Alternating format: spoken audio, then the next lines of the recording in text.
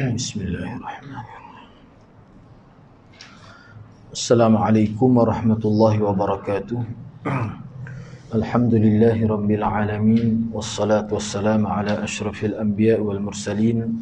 Nahmaduhu wa nasta'inuhu wa nastaghfiruh wa na'udzu billahi min shururi anfusina wa min sayyiati a'malina. Man yahdihillahu fala mudilla lahu wa man yudlil fala hadiya lahu. Rabbi shrah li sadri wa yassir li amri wahlul 'uqdatam min lisani yafqahu qawli. Amma ba'd. Alhamdulillah, bersyukur kepada Allah Subhanahu wa taala kerana dengan idenya dapat kita bersama pada malam ini. Insya-Allah pada malam ini kita akan bincang Sunan An-Nasa'i bab yang ke-25, iaitu Adzanur Ra'i. Azan pengembala. Jadi pengembala di sini pengembala binatang ternakan, kambing dan sebagainya. Jadi perbincangan kita pada malam ini sebenarnya masih lagi berkaitan dengan azan. Berkaitan dengan azan. Hadis yang ke-665. Wa bihi qala akhbarana Ishaq bin Mansur qala anba'ana Abdurrahman an Syu'bah anil Hakam an ibni Abi Layla an Abdullah ibn Rabi'ah أنه كان مع رسول الله صلى الله عليه وسلم في سفر فسمع صوت رجل يؤذن حتى إذا بلغ أشهد أن محمدا رسول الله قال الحكم لم أسمع هذا من ابن أبي ليلى قال رسول الله صلى الله عليه وسلم إن هذا لراعي غنم أو رجل عازب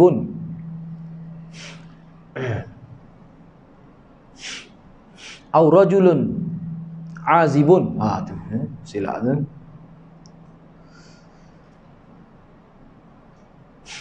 An ahli rajulun, bukan rajulin. An rajulun azibun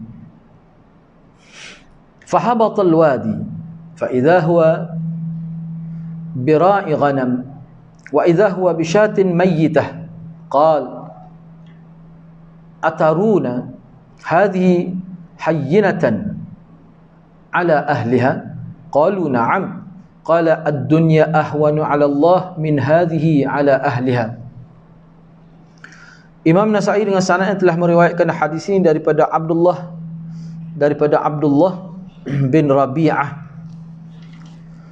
bahawa beliau bersama Rasulullah sallallahu alaihi wasallam dalam satu musafir. Maka baginda telah mendengar suara seseorang melaungkan azan. Apabila sampai kepada ungkapan aku bersaksi bahawa Muhammad adalah Rasulullah, maka salah seorang perawi ni yang bernama Al-Hakam, dia kata Anil Hakam an Abi Layla. Hakam itulah. Bila sampai kepada ungkapan aku bersaksi asyhadu anna Muhammadan Rasulullah, maka kata Al-Hakam berkata, aku tidak mendengarnya daripada Ibnu Abi Layla. Mana dia tak dengar iaitu ungkapan itu. Bila sampai asyhadu anna Muhammadan Rasulullah, maka Hakam berkata aku tak dengar. Yang ini aku tak dengar daripada Ibnu Abi Layla. Baik, maka baginda pun berkata, bila Rasulullah SAW dengar tu, maka Rasulullah pun kata, sesungguhnya orang ini, yakni orang yang melaungkan azan ini, pada Rasulullah tak tengok lagi dia, pasti pengembala kambing atau orang yang berjauhan daripada keluarganya. Maknanya dia tidak orang kawasan itu dah. Dia pergi kerana ada urusan kerja, biasa urusan kerja lah, bela kambing dan sebagainya. Maknanya seseorang yang berjauhan daripada keluarga dia, mana tidak ada orang. Baginda pun turun ke lembah berkenan. Tiba-tiba betul lah orang itu pengembala kambing. Dia berada berhampiran bangkai kambing, seekor kambing. Rasulullah bersabda ataupun Rasulullah berkata, apakah kamu ketahui kambing ini sangat hina pada pandangan pemiliknya sebab dia sudah jadi bangkai dah. Apa pandangan kamu? Hina, tak ada harga sehingga dicampak. Dalam riwayat kata ni bangkai yang membudah, yang sudah dibuang, yang sudah dicampak. Jadi para sahabat pun jawab, ya, betul lah gitu. Maka Rasulullah pun bersabda, Dunia lebih lekeh bagi Allah daripada lekehnya bangkai kambing pada pandangan pemiliknya. Mana seperti mana tuai punya kambing tu, bila kambing dia tu mati jadi bangkai, maka dia buang begitu ya. Mana hina, tak ada harga, tak ada nilai langsung pun. Sehingga kalau dalam sistem muamalat tak boleh nak jual pun sebab bangkai itu. Tu. Begitulah kata Nabi, lekehnya, hinanya, rendahnya dunia ini pada pandangan Allah Subhanahu Wa Taala. Baik, cuba kita tengok pengajaran dan pedoman hadis ini. Yang pertama hadis bab, iaitu hadis Abdullah ni.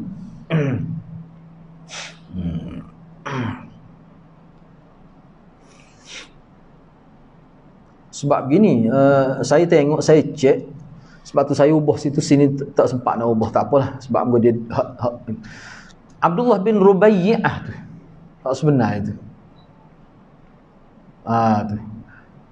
Saya rujuk dalam kitab ni, Abdullah bin Rubaiyah, bukan Rabi'ah. Kena ubah lah hak dalam terjemahan muka surat 335 tu, kena ubah Jadi dalam beberapa syarah lah dia, Nasai ini dia ada beberapa syarah dia.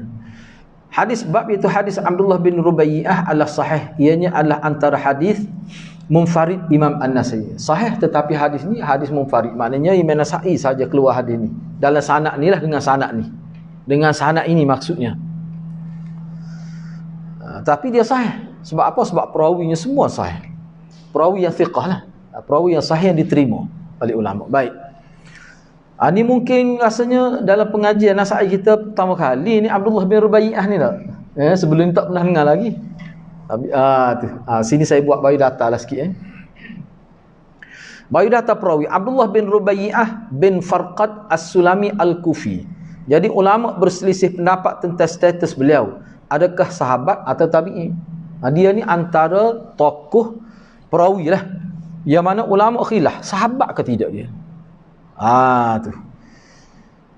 Ada yang mengatakan beliau telah mengambil hadis daripada Nabi SAW dan juga daripada orang lain, iaitu Ibnu Mas'ud, Ibnu Abbas, Ubaid bin Khalid As-Sulami, Utbah bin Farqad, Amr bin Utbah bin Farqad, dan Mu'adz bin Yazid dan Al-A'is.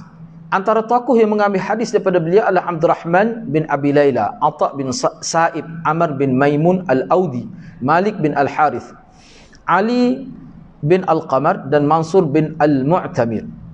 Ibnu Al-Mubarak berpendapat beliau adalah sahabat.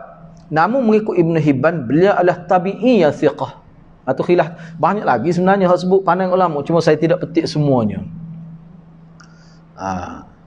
Ramai juga tokoh-tokoh lain selain pada Ibnu Al-Mubarak yang mengatakan Abdullah bin Rubaiyah ni sahabat. Ramai lagi lah.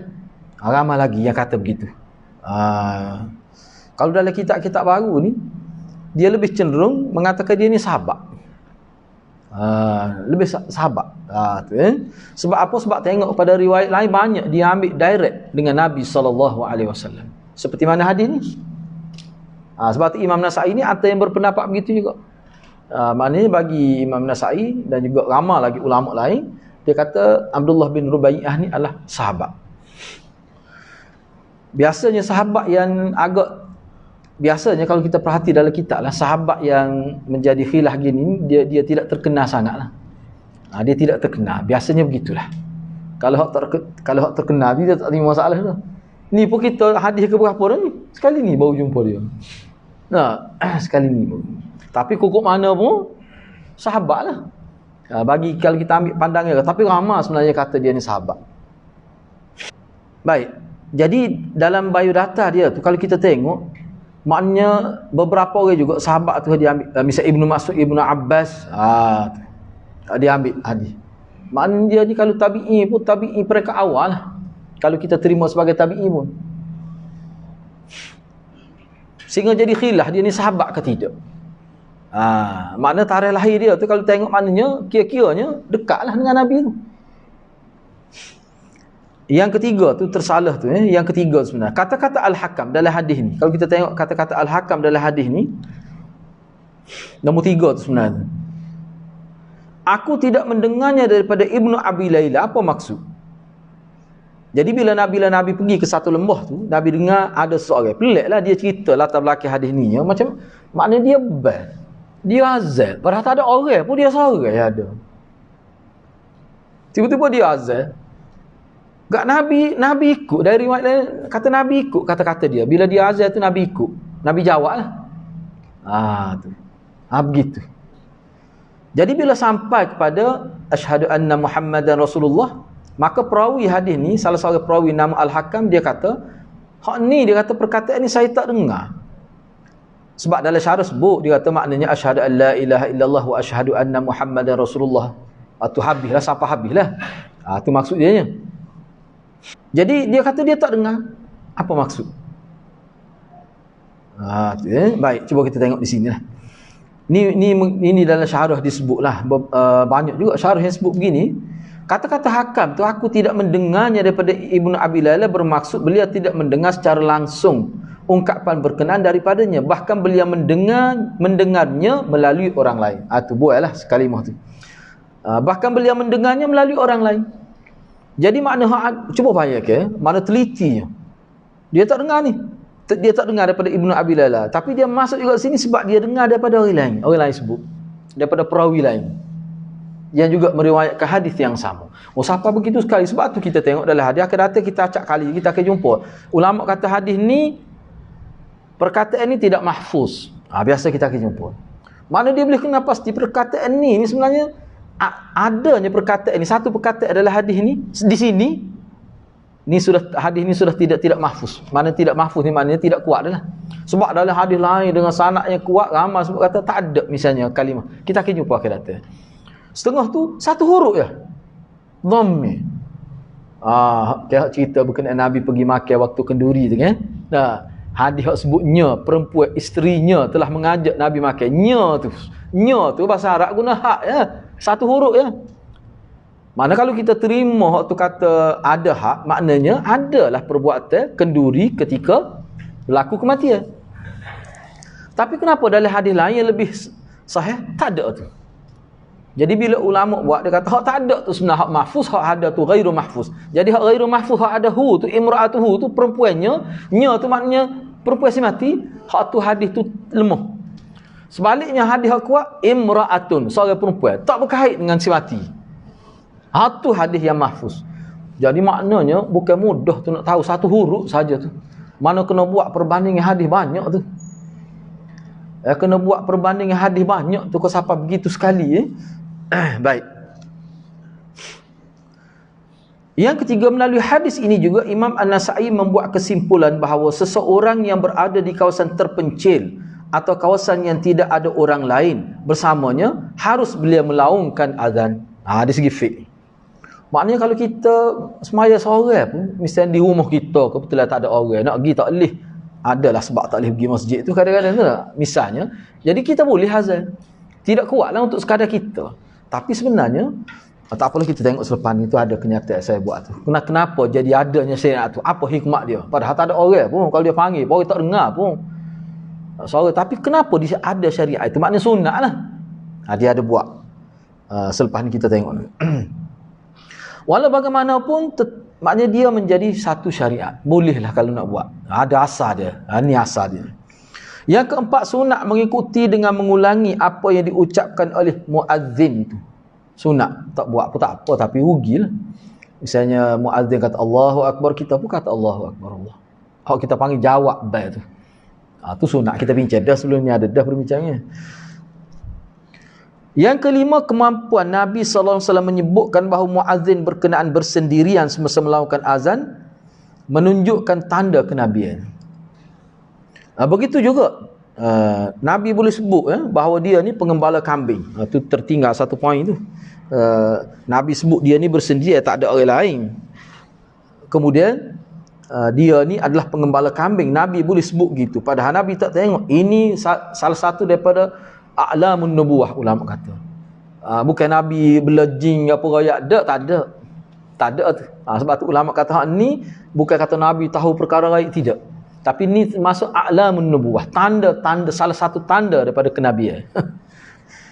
Tapi kalau ada orang lain dia boleh tahu gitu. Kita pergi rumah dia, siap ada dia buat air. Kita kena ingat dia suruh kita balik cepat tu. Suruh kita balik awal. Kena ingat begitu. Bukan tak ada kelebihan, bukan kelebihan apa pun. Lepas ni bol lah mari. Nah, nak kau siap dah air tu, boleh faham dah tu. Nah, Baik. Yang keenam, kecilnya nilai dunia pada pandangan Allah SWT. Ni sebenarnya ni dia ada perbincangan bab zuhud lah. Sebab tu nombor 7 tu saya buat tu, sebab dalam syarah ada sebut. Jadi ulama faham apa hikmat Nabi sebut dunia ni lebih lekeh bagi Allah berbanding lekehnya kita kata kambing yang mati tu pada pandangan tuan dia. Tak ada nilai, tak ada harga. Allah ni pada pandangan Allah dunia ni lebih hina daripada tu lagi. Sebab tu kepada orang yang tidak Islam, orang derhaka pun dia, sebab bagi dia tak ada apa pada dunia ni. Kadang-kadang orang tu derhaka pada bunuh umat Islam, dia bahagi kekayaan. Maksiat sepanjang masa, tidak melakukan taat sedikit pada dia bahagi juga harta, sebab bagi dia tak ada nilai. Baik, itu zahirnya begitulah. Tetapi para ulama ada sebut, dia kata hadis ni juga ada nilai dari segi sukatan pendidikan untuk umat Islam dalam bab zuhud. Cuba tengok nombor 7 tu. Melalui hadis bab, Nabi SAW ingin mengajak umat Islam hidup dengan budaya zuhud seperti mana ianya telah menjadi budaya baginda dan para sahabat radhiyallahu anhum. Zuhud yang dimaksudkan adalah berusaha mendapatkan dunia tapi hati tidak terikat dengan dunia, dan dunia dijadikan sebagai jambatan untuk mendapat kehidupan yang baik dan kekal di hari akhirat. Itu maksud zuhud yang sebenarnya. Bukan zuhud ni maknanya tolak dunia, tak mau dunia. Tidak begitu, itu salah tu. Dari dunia ni luah lah sehingga tak saya kahwin. Asalnya daripada hak tu lah. Tak mau kahwin, daripada kerja jawatan besar, turun. Dia turun ke status dia sehingga jadi penjual kuih. Karenanya itu zuhud. Saya pernah jumpa ada orang gini. Bini dia menangis, bini dia. Jawatan besar dah di bank. Dia berhenti sebab apa? Sebab dia kata dia tak boleh nak berzikir. Sebab dia sibuk ke tak nak berzikir. Jadi duduk rumah. Dia bekerja waktu pagi sekejap saja pergi jual kuih. Lepas tu dia boleh berzikir. Duduk di tikar sejadah dia. Tu silap besar kan? Satu kesilapan besar. Berhenti. Sehingga isteri dia, kita kenal lah sebab berlaku ni. Dia kata tak tahulah macam mana. Siapa keluarga dia nasihat apa. Berhenti padahal jawatan tinggi dah. Di bank. Mana pendapatan tu rasanya lebih. Yalah kita kata besar lah pendapatan tu. Tapi jadi susah. Tak apa. Sebab apa? Zuhud. Tak kena gitu. Ni saya ambil ni maknanya sebab gini kita kira gini mudah. Siapa dia paling zuhud atas dunia selain para Nabi? Tak ada dah. Nabi paling zuhudnya. Ramai mana ulama kata Nabi tidak miskin, tapi tidak kaya benar, tapi kaya. Sebab dia ada harta. Ada harta pusaka. Walaupun anak keluarga dia tak boleh milik, itu hal lain. Nabi ada hamba. Nabi boleh menderma. Cuma kenapa Nabi sehingga dilihat Nabi tidak ada duit? Sebab dia derma, dia habis. Dia tak mahu ada harta pada dia.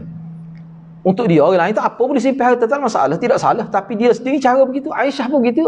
Mana isteri-isteri Nabi, dia kehidupan dia berubah jadi seperti Nabi. Hasil daripada duduk bersama Nabi.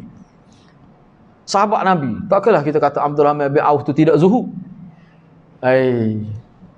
Mana kalau kita kata zuhud aku dengan sahabat Nabi, ni kena masuk bilik kaunseling ni, kena lama sikit dalam bilik kaunseling kalau ada orang kata begitulah. Ataupun tak waktu terus duduk dalam tu.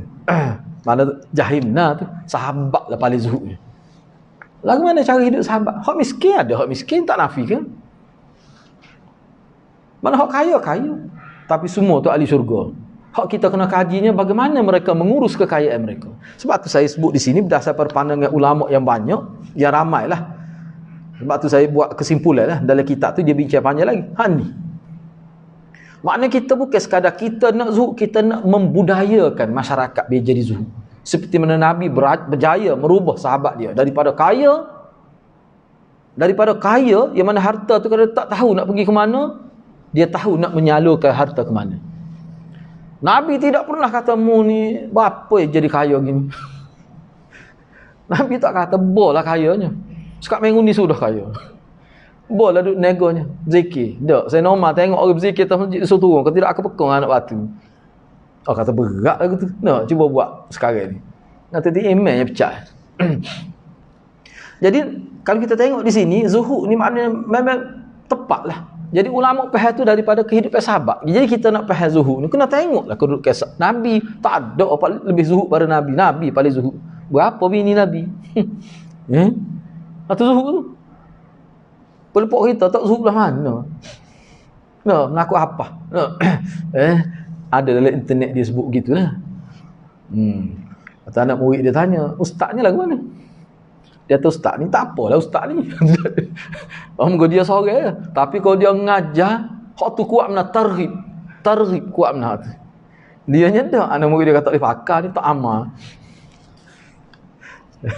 Dia saya baik juga dengan dia ni. Sebab itulah sebenarnya hakikat kalau kita tengok zuhud ni dia betul-betul poinnya paling besar adalah mengurus harta dengan baik. Tu sebenarnya. Jadi pengurus adalah semua Nabi. Sahabat macam mana? Tu. Jangan kita hanya tengok Abu Zar saja, tak kena gitu. Dan Abu Zar ni akan ada setiap masa orang yang seperti Abu Zar. Jadi kalau kita tengok watak sahabat berbeza-beza tapi semuanya ahli syurga. Maknanya apa? Maknanya kehidupan yang Nabi bentuk ni dia pelbagai. Daripada kepelbagaian itulah sebenarnya dia menyebabkan dia saling memerlukan dan saling memberi dan fungsi dia peranan berbeza-beza. Itulah agamanya. Cuba kita tengok. Biarlah saya nak sebut sikit lagi sini, saya tidak masuk. Saya pun telah baca beberapa buku hak berkenaan dengan sufi, pokok tarikat. Kalau kita perhatikan, kalau jenis satu ajaran dia nak satu bentuk saja penganut dia, boleh saya mau tu ajaran tu. Tu mudah kita nak faham. Mana satu ajaran dia nak satu bentuk saja sahabat pengikut dia. Dia tak boleh terima bentuk berbeza-beza. Cara tu ajaran itu ada masalah. Sebab kalau kita tengok Nabi tak, semuanya ada kebaikan. Nabi puji hak miskin, Nabi puji cara miskin. Nabi sebut tentang kelebihan orang miskin. Lepas tu orang miskin ada juga ada Nabi sebut kebimbangan Nabi terhadap orang miskin. Hak kaya pun Nabi puji, kadang-kadang Nabi memberi peringatan yang tegas terhadap kaya. Menyebabkan apa? Kesan dia sahabat Nabi ni semua peringkat ada. Maknanya Nabi nak mengajar kita hidup ni seperti mana hak realiti. Hak ada tu macam mana, semua tu ada kebaikan dalam agama. Mana kalau kita nak seorang jadi miskin belaka, bercanggah dengan fitrah. Kalau kita nak pengikut kita kaya belaka, bercanggah juga dengan fitrah. Tu sebenarnya agama. Sebab tu kita kena faham. Sebab tu dia penting sangat cara hidup sahabat, sebab dia mencerminkan kehendak Rasulullah sallallahu alaihi wasallam. Jadi kalau kita tengok, misalnya kita kata tak. Kita kata pengikut ni dia perwajibkan pengikut dia kena bagi sumbangnya kepada itu dia. Salah dalam agama gitu. Tak betul. Sebab Nabi tidak buat begitu. Nabi tidak buat begitu. Cuma Nabi targhib. Siapa nak bagi-bagi. Dia nak bagi berapa, bagilah. Tak apa. Bahkan Nabi tak benar pula bagi siapa menyebabkan terjejah kehidupan keluarga. Nabi tak benar. Bahkan ada satu Nabi kata kalau dia tinggal untuk keluarga dia lebih baik. Sebab perkara ni dia kena tengok manusia. Sebab manusia dia tidak sama. Sebab tu unik agama ni. Sebab tu kalau kita tengok orang miskin, dia akan jadi cemerlang dengan miskin kalau dia ikut agama. Kalau orang kaya, dia akan jadi cemerlang dengan kekayaan dia kalau dia ikut agama. Pentingnya ikut. Faham tu?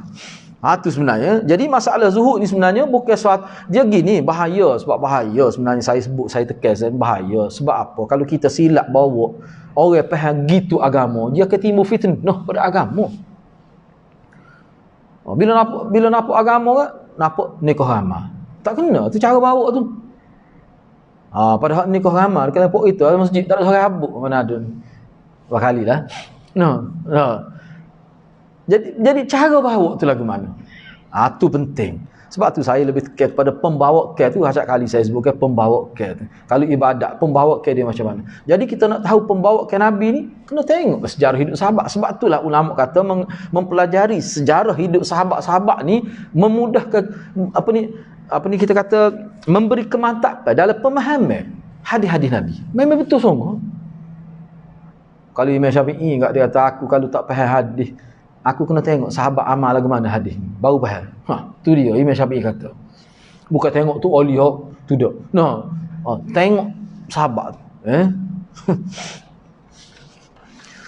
Baik, seterusnya kita masuk bab yang ke-26 Bab yang ke-26. Al-azan liman yusalli wahdah. Bab al-azan liman yusalli wahdah. Bab azan bagi seseorang yang salat bersendirian. Dia bukan salat berjemaah, tidak. Dia kena azan juga, sunat lah. Tapi sunat pun besar tu kalau kita tengok hadis terakhir tak apalah. besar tu. Bukan sunat kecil-kecil lah. Hadis yang ke-666. Wa bi qala akhbarana Muhammad bin Salamah qala hadatsana Ibnu Wahab an Amr bin al-Harith anna Aba Ushanah al-Ma'afiri haddathahu an Uqbah ibn Amir qala sami'tu Rasulullah sallallahu alaihi wasallam yaqul ya'jibu rabbuk. Dia boleh dua ni, saya tak ingat ni. Ya'jabu rabbuk, dia boleh dua ni baca dia ni. Ya'jabu rabbuk min ra'i ghanam fi ra'si shaziyatil jabal yu'adhdhinu bis salah wa yusalli fa yaqulu Allahu 'azza wa jalla unzuru ila 'abdi hadha yu'adhdhinu wa yuqimus salah yakhafu minni qad ghafartu li 'abdi wa adkhaltuhu al jannah. Imam Nasa'i dengan sanad telah meriwayatkan hadis ini daripada Uqbah bin Amir. Tertinggal untuk itu. Uqbah bin Amir garis dia. Kata Uqbah, saya telah mendengar Rasulullah sallallahu alaihi wasallam bersabda, Tuhan engkau kagum dengan pengembala kambing yang berada di puncak bukit yang melaungkan azan untuk salat dan beliau melakukan salat. Allah Azza wa Jalla telah berfirman, lihatlah kepada hamba-Ku ini, beliau telah melaungkan azan dan melakukan salat kerana takutkan aku. Padahal tidak ada orang pun pada. Kalau dia tak semaya pun tak ada siapa tahu. Kalau dia tak salat pun tak ada siapa tahu. Tapi dia azan lagi, dia qomat lagi, dia semaya lagi. Padahal dia seorang. Allah kagum disebut. Kita bincanglah apa maksud Allah kagum. Kemudian Allah berfirman, lihatlah kepada hamba-Ku ini, beliau telah melaungkan azan.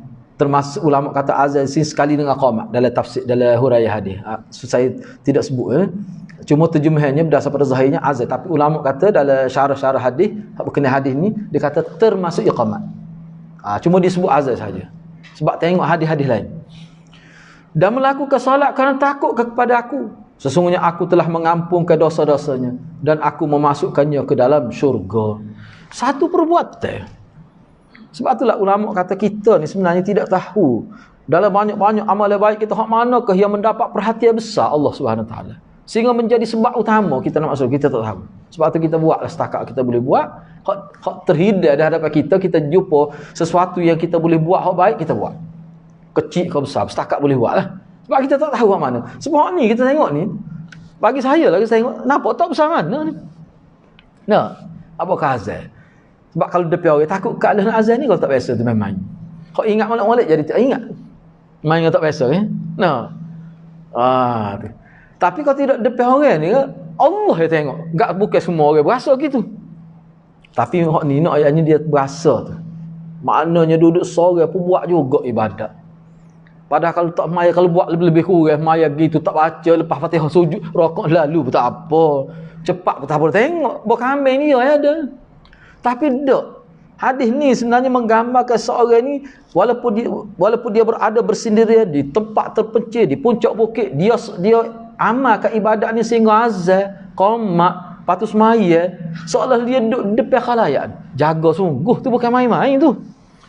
Sebab lepas ni kita akan jumpa Nasa'i ni bawa hadis bagaimana ada seorang tu dia semaya lebih kurang. Nabi suruh kata maya mula, mu tak maya lagi tu lagu tu. Kita tengok selepas ni hadis. Dan kita gini yang mudah, biarlah kita ambil. Ini kelemahan kita lah. Kita sedih. Cuba kita fikir kita sedih. Kalau kita duduk seorang, kita kalau tuak ibadat lagu mana? Supaya kena dengan depan orang. Tu mudah. Boleh tahu lalu. Kau baju pun tak pernah pakai mah maya no. Botok kain lepas gitu. Ataupun maya gitu. Dah ke lagu mana? Cuba tengok. Maknanya satu gambaran dalam hadis ni bahawa seorang ni, dia rupanya bila dia semaya ni, ihsan ada di situ. Anta'budallah ka'annaka tarah fa illam takun tarah fa innahu yarak. Ada tu. Maknanya bab ihsan juga kira-kiranya. Baik, cuba kita tengok pengajaran dan pedoman daripada hadis. Yang pertamanya hadis bab, iaitu hadis Uqbah bin Amir ini sahih. Yang kedua, melalui hadis bab, Imam An-Nasa'i hendak menyatakan adanya syariat azan untuk salat bersendirian. Yang ketiga, apa maksud Allah SWT kagum seperti yang terdapat dalam hadis bab? Allah kagum. Apa maksud? Sebabnya kalau kita tengok dalam kitab-kitab lah, khususnya golongan kita kata yang ya Asy'ariyah ni, Memang dia kata kena takwil lah. Kagumnya Allah ni kena takwil. Sebab kagum ni daripada ta'ajub, kita panggil ta'ajub ni, dia terhasil daripada sesuatu. Kesal daripada sesuatu. Allah ni dia ada kesal terhadap sesuatu. Dia bincang. Misalnya gini, kita akan kagum bila tengok seseorang, dia boleh lepas, dia lompat tinggi tu. Kita akan kagum. Mana kekaguman kita tu? Kenapa? Kerana kita tak tahu dia ada kemampuan tu.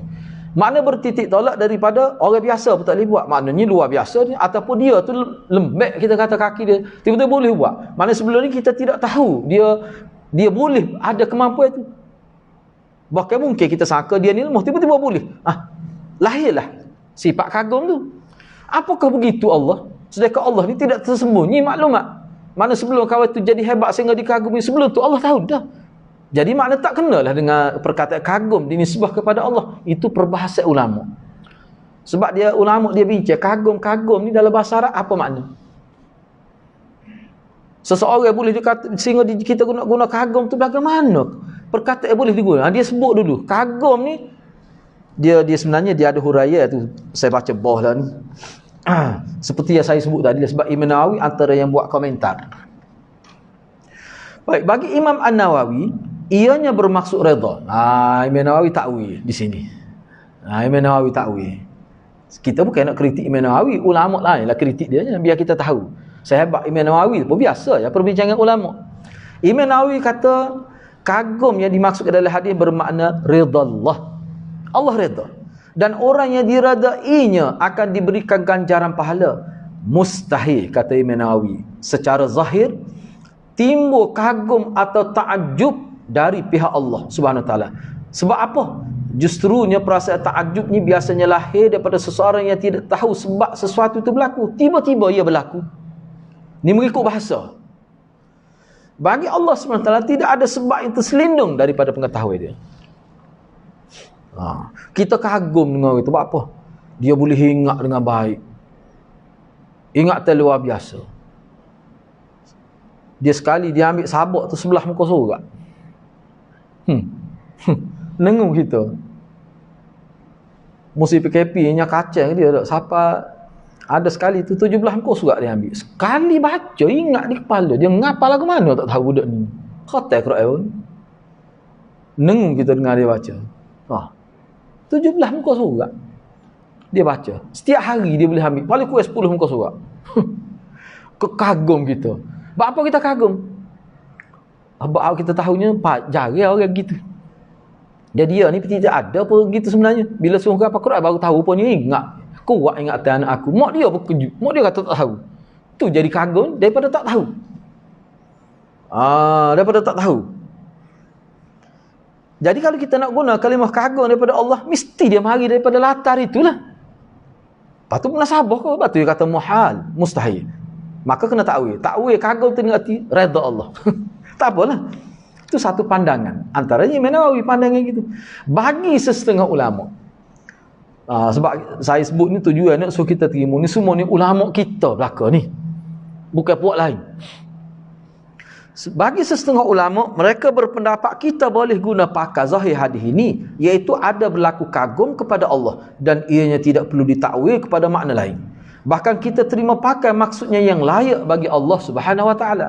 Keadaan kagum dan juga perkara-perkara lain yang dikaitkan kepada Allah melalui hadis-hadis yang sahih, seperti Allah ketawa, mahabbah, Allah cinta kepada seorang, ridha, Allah ridha, Allah turun ke langit dunia, Allah beristiwa di arasy dia, dan yang lain difahami dan diterima pakai dengan maksud yang sesuai kepada kebesaran Allah SWT.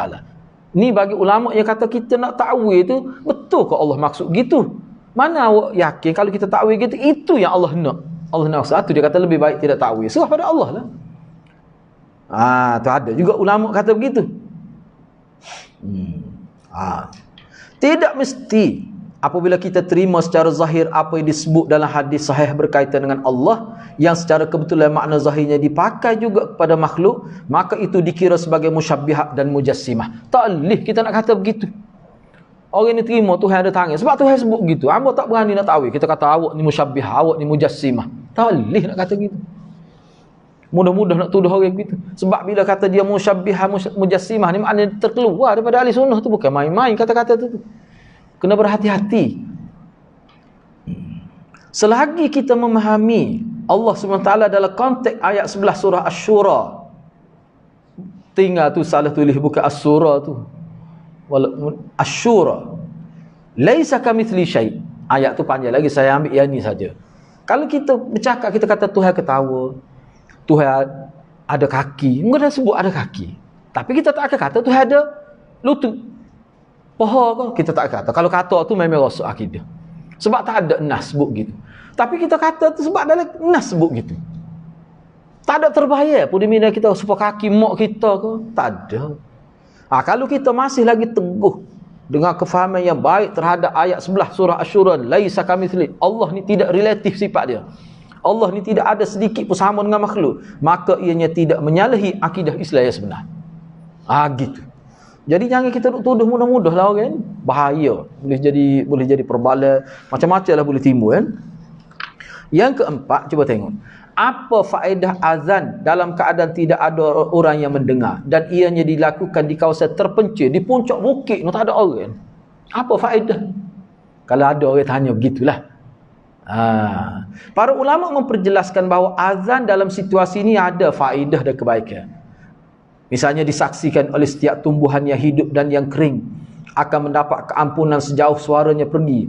Hadis ni hadis Abu Sa'id Al-Khudri. Namun nampak kita jumpa dah sebelum ni. Kita jumpa dah sebelum ni dalam Sunan Nasa'i. Malaikat akan berselawat bersamanya. Beliau akan mendapat pahala berjemaah berdasarkan hadis Salman riwayat Baihaqi. Walaupun hadis ni ada setengah ulama pertikaian. Tapi setengah ulama kata betul hadis ni pertikaian, tetapi dia ada syahid dia ada sokongan daripada hadis lain. Saya tidak amarilah sokongan tu.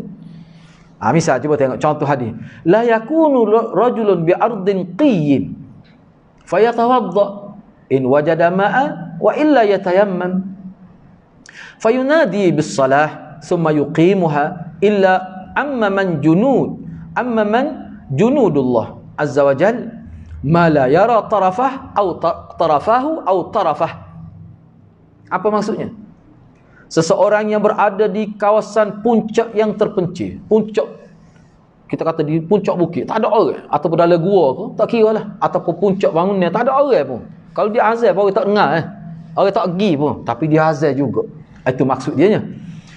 Beliau berwudu atau bertayamun. Saya terjemah ringkas tu, berwudu makna berwudu. Kalau tidak ada air, maka dia bertayamun. Itu maksud dia nya. Kemudian dia melakukan azan untuk salat dan melakukan iqamat.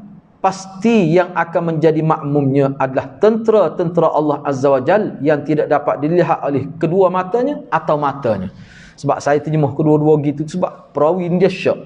Apakah Nabi sebut kedua-dua matanya ataupun matanya saja? Dia sebut kedua-dua. Itu amanah perawi tu.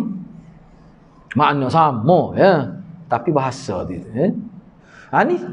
Itu kelebihan dia. Mana ada faedah tu. Tapi hukum dia tetap sunat. Tapi faedah tu besar tu. Bukan main-main tu. Tambah-tambah lagi kalau kita nak semaya bersama keluarga lagi lah. Kita kata kita lah. Kiot lain pun lah. Kita apalah awak azal, awak qomat, awak jadi timah. Tak apa. Tak ada masalah tu.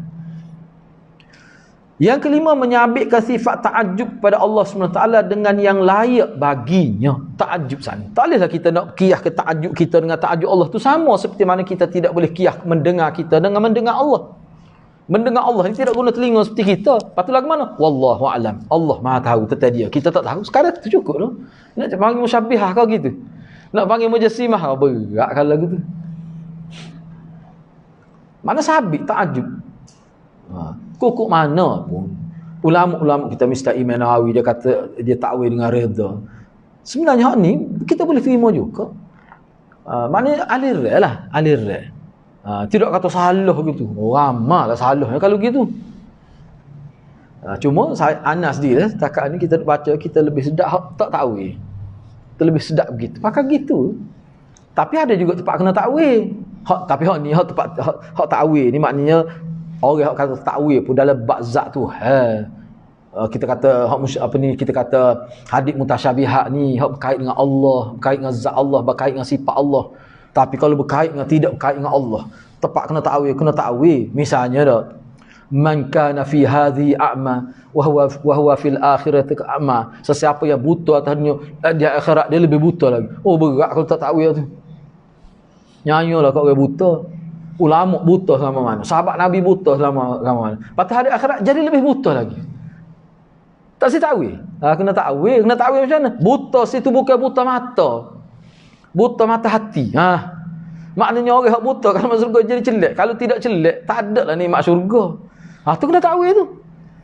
Tapi hak tu bukan berkait dengan zat Tuhan. Tapi nak yang takwil ni ada juga. Hak tu kata khilaf takwil, hak kata alih ni dalam kaitan dengan Tuhan. Dengan zat Tuhan. Tapi kalau dalam kehidupan biasa kena takwil. Banyak lagi lah ayat kena takwil. Sedih kalau dengar orang buta tak serius lagi tu. Nyanyi kat aku mu ni. Nyanyi lah dia kecil orang buta. Tiba-tiba masuk Islam, tiba-tiba masuk surga. Orang buta apa Quran agama mana? Maknanya kalau nak kira punca maksiat dia banyak dah tutup tu. Dah mata tak boleh nak tak tengok. Punca maksiat tu. Maknanya dia ni buat baik dah ngapa Quran, tiba-tiba masuk surga buta. Tak celek-celek. Tidak munasabah ulama kata. Maknanya apa? Tu kena takwil. Buta tu mana? Buta ain basirah, bukan ain ni. Mata hati. Baik. Yang keenam, kelebihan ibadat ketika bersendirian dengan mengikut kaifiat tu, mengikut kaifiat sunnah yang ditunjukkan oleh hadis-hadis yang sahih. Tu. Jadi kelebihan ibadat bersendirian ni maknanya kalau kita ikut kaifiat sunnah seperti ni lah.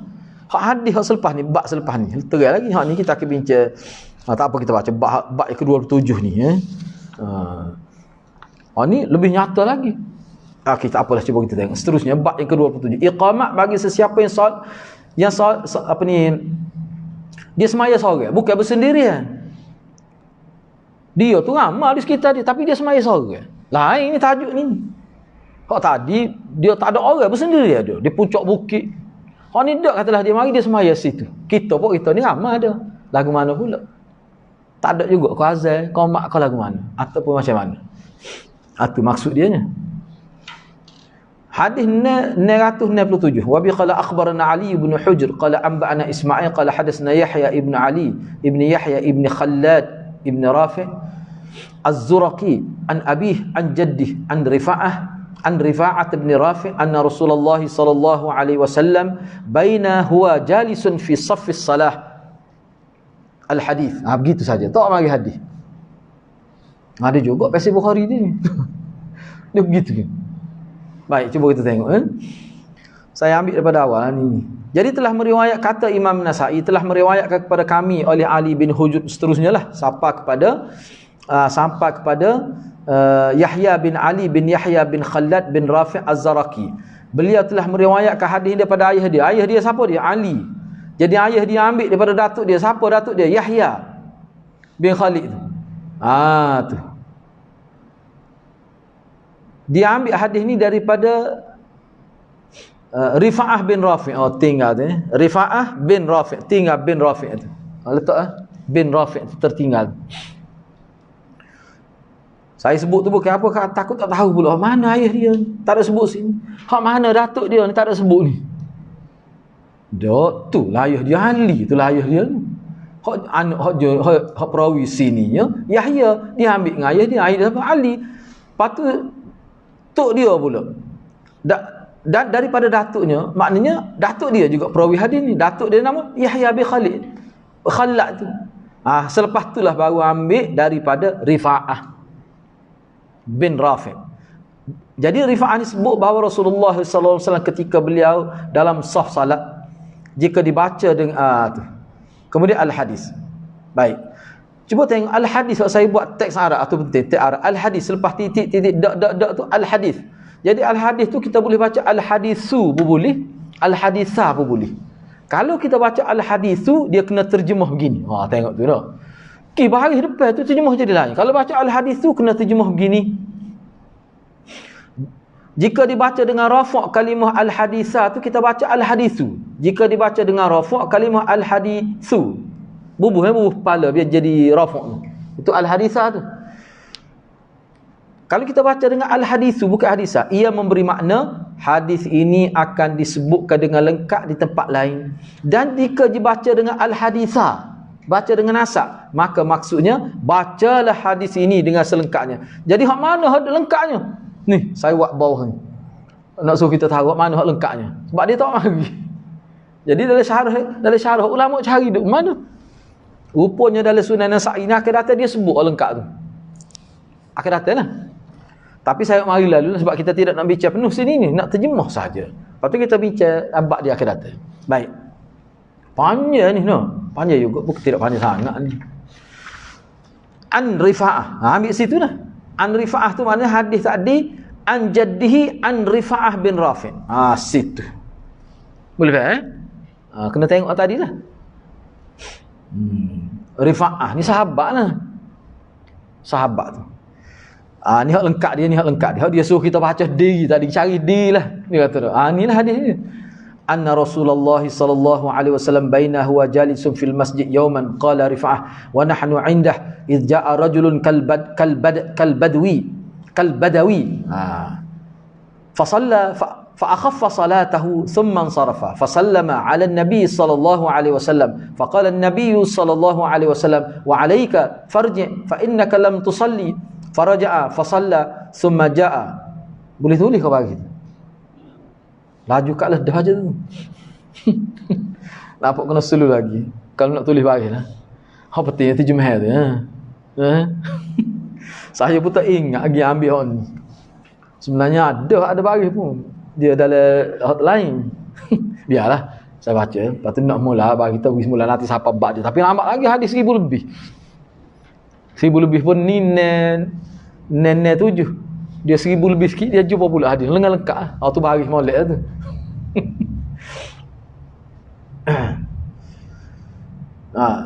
Baik. Wa 'alaika farji' fa innaka lam tusalli faraja'a fa shalla thumma ja'a fa sallama 'alayhi fa qala wa 'alaika farji' fa shalla fa salli tu fa salli tu tadi lam tusalli farji' fa shalla tu fa shalla.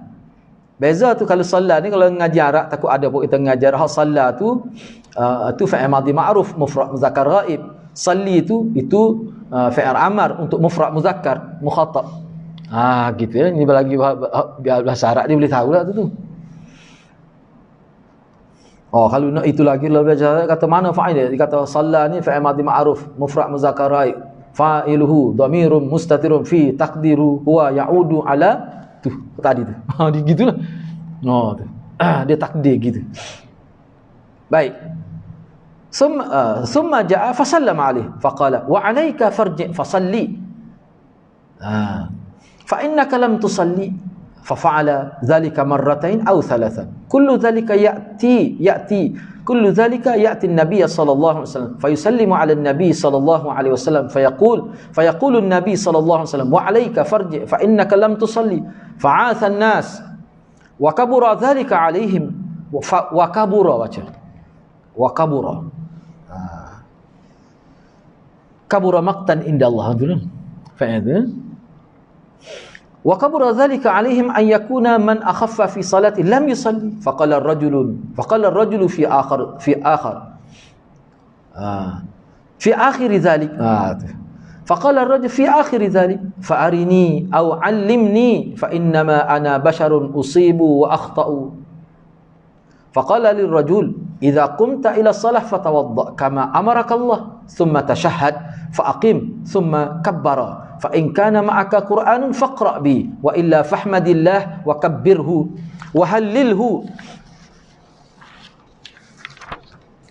ثم اركع فاطمئن راكعا ثم اعتدل قائما ثم اسجد فاعتدل ساجدا ثم اجلس فاطمئن جالسا ثم قم فإذا فعلت ذلك فقد تمت صلاتك وإن انتقصت منه شيئا انتقص من صلاتك ولم تذهب كلها maksudnya kita terus pergi kepada sahabat sebab kita ambil hal tu diriwayatkan daripada Rifa'ah. Jadi sanad dia hak nak sapa pada Imam Nasa'i itu kena ambil hak hadis tadilah, ambil daripada atas tadi.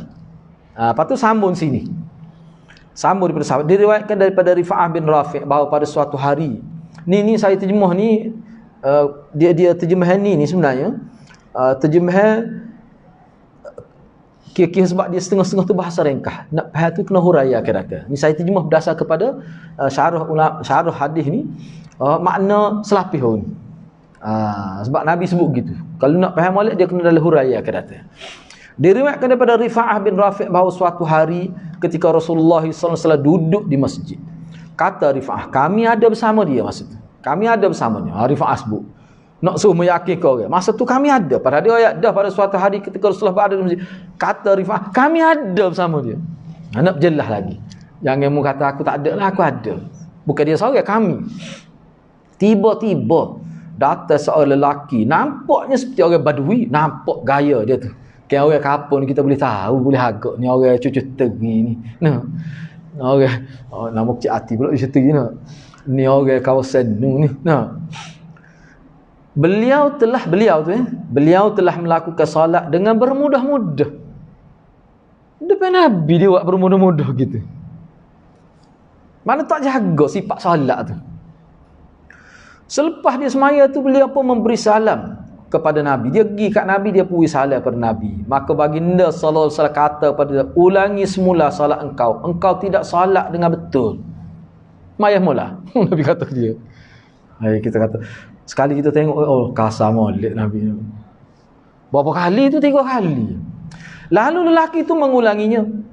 Beliau datang lagi kepada Nabi sallallahu alaihi wasallam dan memberi salam. Nabi berkata, mana Nabi jawablah salam itu, cuma sini tidak disebut. Maka Nabi pun kata lagi kepada engkau mesti ulangi semula salat engkau. Engkau sebenarnya tidak salat lagi. Engkau sebenarnya tidak salat. Sebenarnya adanya. Engkau sebenarnya tidak salat. Hak tu sahabat kejut tu. Mana nampak salat dah tadi. Tiba Nabi kata tak salat. Lalu lelaki itu mengulanginya 2 atau 3 kali. Maknanya paling kurang mana paling banyak 3 kali lah. Hak 2 tu mesti dah lah. Begitulah setiap kali selesai beliau akan datang kepada Nabi dan memberi salam. Begitulah juga setiap kali beliau datang maka baginda akan menyuruhnya mengulangi salatnya. Sampai 3 kali. Tu. Orang ramai terpinga-pinga dan mereka merasa sangat berat keadaan orang yang bermudah-mudah melakukan salat. Dia anggap seperti tidak melakukan salat. Selepas tu sepatut ada koma tu, nama salat. Koma, dia anggap seperti tidak melakukan salat. Akhirnya lelaki itu kata, tunjukkan kepada saya. Perawi ini dia tak ingat. Sama ada lelaki ni kata, arini ataupun alimni. Maka dia sebut kedua. Kalau arini, tunjukkan kepada saya. Dia tak ingat. Ataupun lelaki ni kata alimni. Atau ajarkan saya. Ni dia panggil syak perawi ni. Jadi perawi ni dia akan sebut kalau dia tak ingat dengan molek, sebut kedua-dua. Ambil pergi nak faham mana pun. Tu cermat tu. Baik. Dia kata saya ni manusia biasa yang boleh betul dan boleh salah. Ana usibu wa akhti dia tu. Tu. Letih juga dia 3 kali dah buat. Lalu Nabi berkata pada lelaki itu, apabila engkau hendak salat maka berwuduklah sebagaimana yang diperintahkan Allah, kemudian bertasyahudlah. Ni kita bincang semula akhirat ini. Berdirilah dan bertakbirlah. Jika engkau ingat mana-mana ayat maka bacalah yang mudah bagi engkau, makna selepas Fatihah itulah. Jika tidak ingat maka bertahmidlah, bertakbirlah dan bertahlillah. Mana tahlil dalam ayat ni? Tak ingat ayat. Tak ke Fatihah tak ingat. Tak apalah, kita bincang semula. Nak terjemah baru ni. Kemudian lepas tu rokoklah dan bertomakninahlah ketika rokok. Tomakninah ni kita bincang semula apa maksud dia. Nak terjemah payuh bertomakninah ni sebab istilah ni. Nak kata tenang, dia tidak makna tenang sini. Tomakninah bukan makna tenang. Misalnya tomakninah kau sebut dalam fiqh Syafi'i, bila kita rokok, kita bangun tu, dikira tomakninahnya belakang kita betul. Betul belakang tu maksudnya halaqah tulang kecil, tulang belakang masuk dalam lubang dia masing-masing. Berdiri tegak. Tu makna tomakninah. Jangan sampai tak masuk tu sujud lalu. Orang nak terjemah mana lagu tu? Memang dari segi bahasa Arab kalau tengok dia bahasa tomakninah makna tenang lah, titik terening. Tapi tak boleh terjemah begitu sini. Sebab tu saya guna asal lah dulu. Bertumakninah lah. Pelik itu bunyi tu.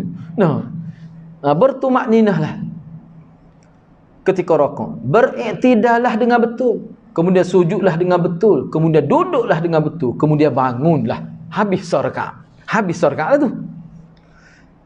Apabila engkau lakukan salat engkau sedemikian, maka sempurnalah salat engkau. Dan jika engkau tidak melakukan demikian, maka kurang salat engkau, tapi tidak hilang semuanya. Tidak kata tak boleh pahala ke abuk, boleh kok, tapi kurang. Di sini Nabi nak ajar kualiti salat mesti menepati sifat salat.